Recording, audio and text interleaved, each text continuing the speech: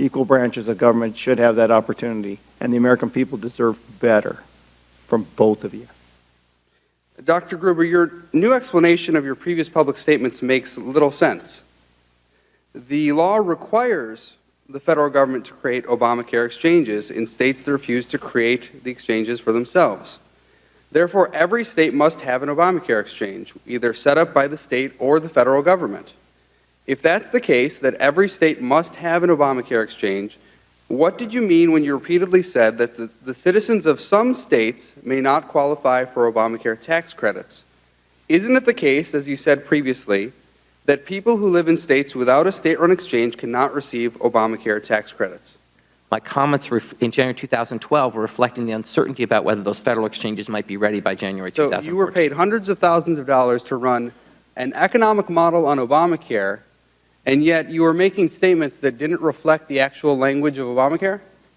I made a series of statements which were really just inexcusable. Dr. Jonathan Gruber is professor of economics at the Massachusetts Institute of Technology and director of the healthcare program at the National Bureau of Economic Research. He was a key architect of Massachusetts' ambitious healthcare reform effort and consulted extensively with Obama administration and Congress during the development of the Affordable Care Act. The Washington Post called him possibly the Democratic, in parentheses, party's most influential health care expert. Do you recognize that as being in your book? Yes, I do. Okay, and then so if you're an author, you put it in your book and you recognize it, do you stand by it? Absolutely. So you are, in fact, a key architect of the act in Massachusetts under Governor Romney, and that you did contribute extensively to the administration and to Congress. I contributed an enormous amount of modeling and economic support to administration and Congress, yes. It says you consulted extensively with the Obama administration and Congress during the development of the Affordable Care Act. And you quoted the Washington Post, and you stand by all of that. I cannot stand by the Washington Post's opinion of my role in the Democratic Party, but I can certainly stand by the fact that I provided an enormous number of hours of— Well, you put it in your book, right? I was quoting, it was a flattering quote to me, and I put it in my book, but it's their definition, not mine. So you want to stand by something you put in a book, including the consulted extensively with the Obama administration and Congress, but now you want to distance yourself from the Washington Post?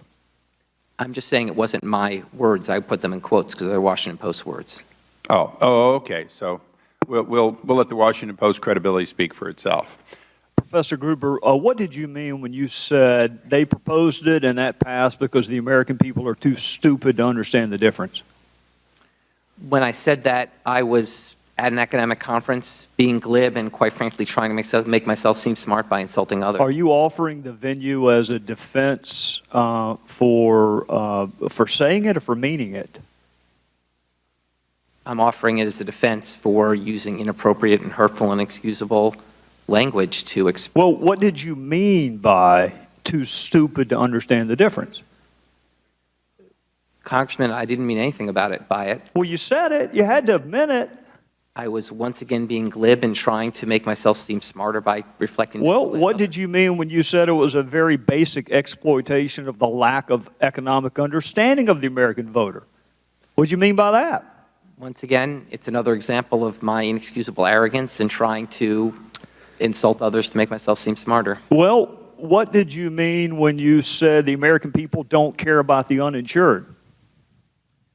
Once again, that was an overstatement of trying to conjecture on political topics in which I'm not an expert. Well, you know what, Professor Gruber, I have listened to you all morning talk about your lack of political acumen and that you're not a politician, so therefore you don't know not to call people stupid.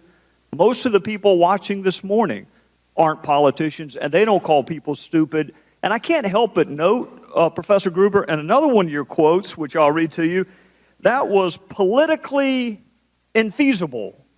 You remember saying that? Yes. So you do like to factor in the politics from time to time, don't you? And also happen to note, Professor Gruber, that usually you insult the American voter not the American public. So you do factor in politics, don't you? I have tried a number of occasions, pretended that I know more about politics. Do you think not being a politician is a defense? And is that your defense this morning? I mean, I know initially you said that you offered these comments at a conference. I think you meant conferences, plural, but you said conference when you went on a very obscure television show and initially apologized for what you said were inappropriate comments. And now today your defense is that you're not a politician. Is that the best you can come up with? The best I come up with is to really just apologize for an inexcusable. Well, but I want to know, I mean, the pervasiveness of your quotes is so much that it has to be more than that. It has to be more than just an episodic mistake that you made. Well, here, let me keep going. See if this helps you any. What did you mean when you said you wish that you had been able to be transparent, but you'd rather have the law than not? Once again, it was my trying to conjecture about a political process in which I'm not an expert. Well, what did you mean when you said it was written in a tortured way to make sure the CBO didn't score the mandate as a tax? Once again, it was using inappropriate language to try to sound impressive about something to my colleagues. You see a trend developing here, Professor Gruber? I don't understand the question. It's a lot of stupid quotes you've made. That's the trend. A lot of You see 'em? inexcusable quotes. Yeah. Right. And again, your defense is that you're not a politician. The lack of transparency is a huge political advantage. Well, what does a non-politician do in talking about political advantages? A non-politician is talking about political advantages to try to make himself seem smarter by conjecturing about something he doesn't really know. So you're a professor at MIT and you're worried about not looking smart enough? Yes. Well, you succeeded, if that was your goal. Now, I want to ask you, are you sorry? When did you realize that these comments were inappropriate? Because it took you about a year to apologize, so I'm trying to figure out if you realized sooner that they were inappropriate, or was it just the morning before you went on MSNBC that you realized that it was inappropriate? When did you realize that these comments are indefensible and inappropriate?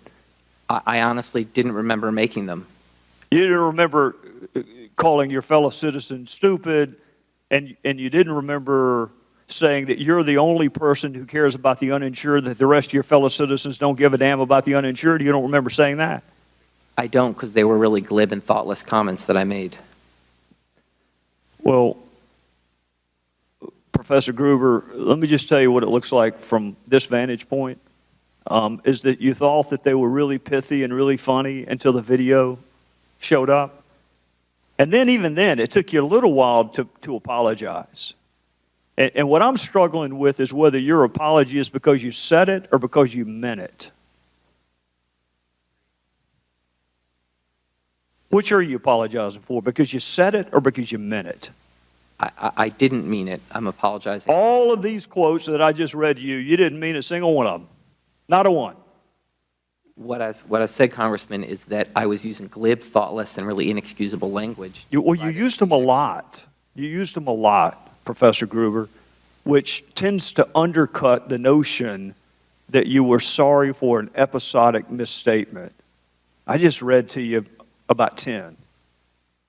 You see why people might possibly think the apology is a little disingenuous? Maybe. Now, so if you understand that, then you understand why my constituents are so offended by your proposition that it's okay to deceive or obfuscate for somebody's benefit. Compounding the insult that you delivered to them is the fact that they pay your salary. So do you understand fully why it was so insulting? You patronized them. You were condescending. I was. And, I agree. and my colleagues on the Democrat side of the aisle are upset with you simply because you committed candor. You said what you thought. You said what they were all thinking when they wrote Obamacare, that they knew what was best for my constituents. I submit to you, my constituents are not your children, and they have the right of self-determination. So this gets me to another instance where you committed candor. In 1997, you co-authored a paper entitled Abortion Legalization and Child Living Circumstances, Who is the Marginal Child? On page 20, you conclude that abortion legalization appears to be associated with an improvement in the average living circumstances and birth outcomes among a birth cohort. And on page 26, you state that your research indicates that the legalization of abortion saved the government $14 billion in welfare payments through 1994. Is providing more access to abortion, is that a worthy social outcome to achieve cost savings for the government? That is not what my paper was about. It wasn't a philosophical Okay. paper. It was about empirical facts. Tell me what you meant by this sentence. By 1993, all cohorts under the age 18 were born under legalized abortion, and we estimate steady state savings of $1.6 billion per year from positive selection. What did you mean by positive selection? Because in this paper, you're talking about providing more access to abortions to a socioeconomic strata of our constituents. What the paper did was look at... What did you mean by positive selection in abortion? In that paper, we were studying the characteristics of children who were born before and after abortion was legalized.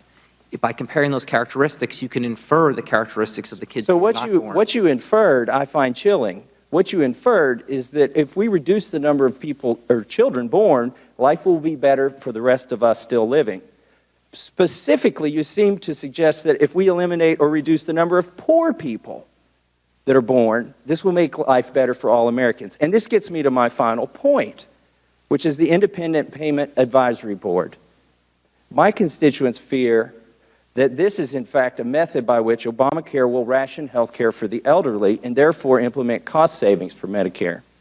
So my question to you is, does your philosophy on abortion, that it can save money and improve outcomes, have any implications in the realm of end-of-life care?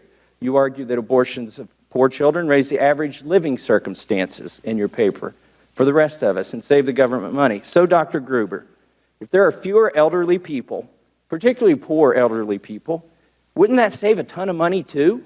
As an economist, wouldn't you think that would save money too? And do you understand the dangerous implications of going down this path?